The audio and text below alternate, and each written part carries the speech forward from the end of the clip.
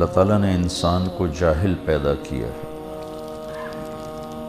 واللہ اخرجکم من بطون امہاتکم لا تعلمون شیئا،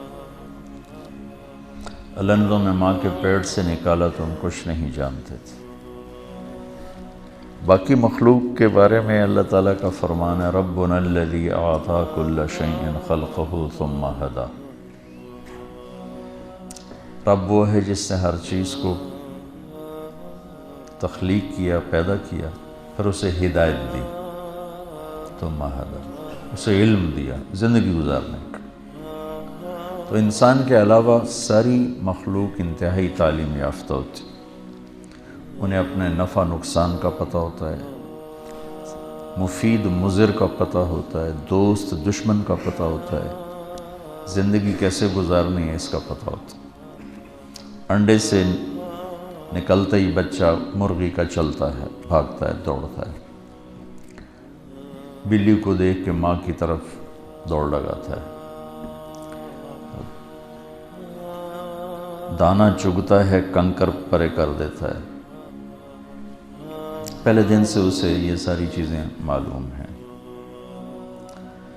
نباتات میں بھی اب سیب کے اوپر آم نہیں کبھی نکلتا، انگور کی بیل پہ کریلا کبھی نہیں پیدا ہوتا۔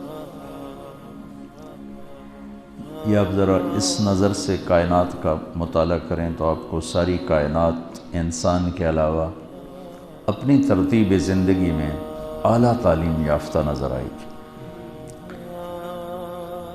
انسان پیدائشی جاہل آیا، کیوں؟ کہ اس کا امتحان ہے۔ انسان کے علاوہ جتنی مخلوق ہے ان کے اندر صحیح علم ہے، غلط ہے ہی نہیں۔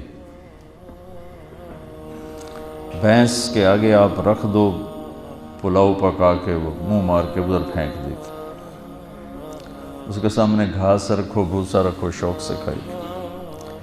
شیر کے آگے گھاس رکھو، وہ بھوکا مر جائے گا، گھاس کو منہ نہیں لگائے گا۔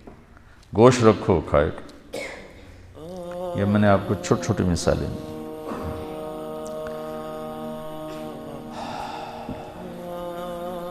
جتنی مرضی آم پہ منت خوشامد کر لو، پھل گرمیوں میں ہی دے گا، سردیوں میں کبھی نہیں دے گا۔ ڈنڈے مارو، سوٹے مارو کہ ہونے کاٹ، وہ کہے گا انتظار کرو، مئی جون کا انتظار کرو، اس وقت نکلوں گا، ابھی جتنا مرضی کر لو نہیں نکلوں گا، ٹھیک ہے۔ اور کنوں کو جون میں پٹائی شروع کر دو کہ سانو ہونے کھٹا کھوا، وہ کہے گا دسمبر کا انتظار کرو، اس سے پہلے نہیں آؤں گا۔ تو انسان کے علاوہ جتنے مخلوق ہیں، یہ کتنے سامنے درخت ہیں، یہ پھل پیدا نہیں کرتے، یہ تقسیم کہاں سے ہے؟ درختی تو ہے، پھل کیوں نہیں؟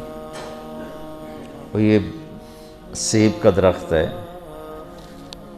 اس پہ پھل کیوں نکل آتا ہے؟ یہ آم کا ہے، اس پہ پھل کیوں نکل آتا ہے؟ یہ میں آپ کو مثالوں سے اپنی بات واضح کر رہا ہوں کہ انسان کے علاوہ ہر چیز تعلیم یافتہ، صحیح تعلیم یافتہ، غلط نہیں۔ ان کے اندر غلط والا سسٹم ہی کوئی نہیں۔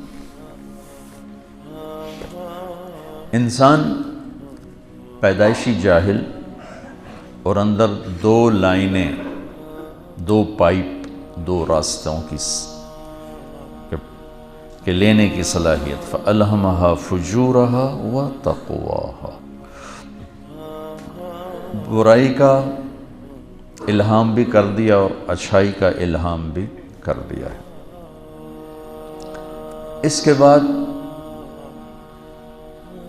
راستے دونوں واضح کر دیے ہیں، وَهَدَيْنَاهُ النَّجْدَيْنِ، دو راستوں کو ٹیلے سے تشبیہ دی، ہم نے تمہیں دو ٹیلے دکھا دیے، ٹبے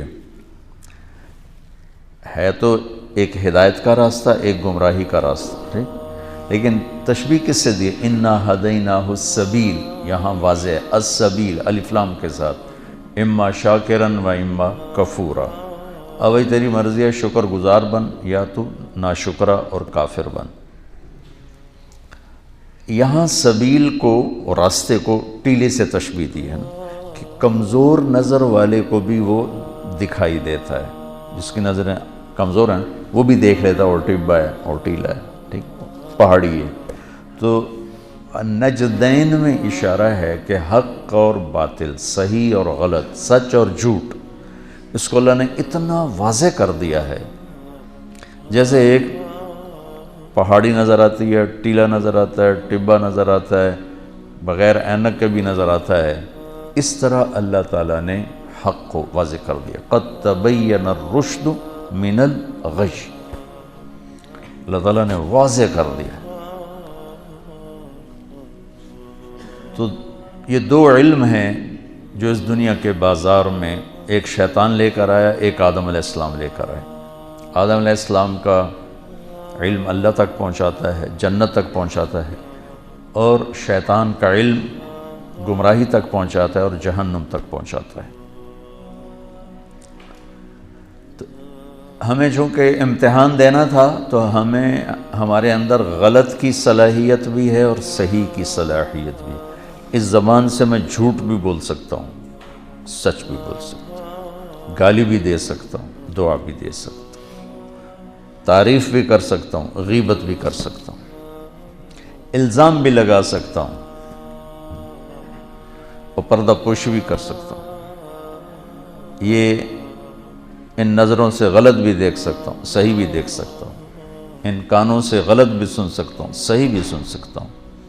تو اپنے پیسے کو غلط بھی استعمال کر سکتا ہوں، صحیح بھی استعمال کر سکتا ہوں. اور پھر اس کے بعد ان یوم الفصل کان میقاتا، چلو کل کل یعمل علی شاکلتہ، جو کرنا ہے کرو. ان یوم الفصل کان میقاتا، فیصلے کا ایک دن طے ہو چکا ہے، اس نے آنا ہے. اس دن پھر کھرا الگ ہو جائے گا، کھوٹا الگ ہو جائے گا. وامتازوا الیوم ایھا المجرمون، آج مجرموں کو الگ کر دو. یہاں تو رلا ملا چلتا ہے. یہاں شمر جیسے فاتح بنے، حسین جیسے مفتوح بنے، یزید جیسے بادشاہ بنے، اور آل رسول جیسے سر کٹ کے نیزوں پہ چڑھے. یہ امتحان کی جگہ ہے، یہ فیصلے کی جگہ نہیں ہے.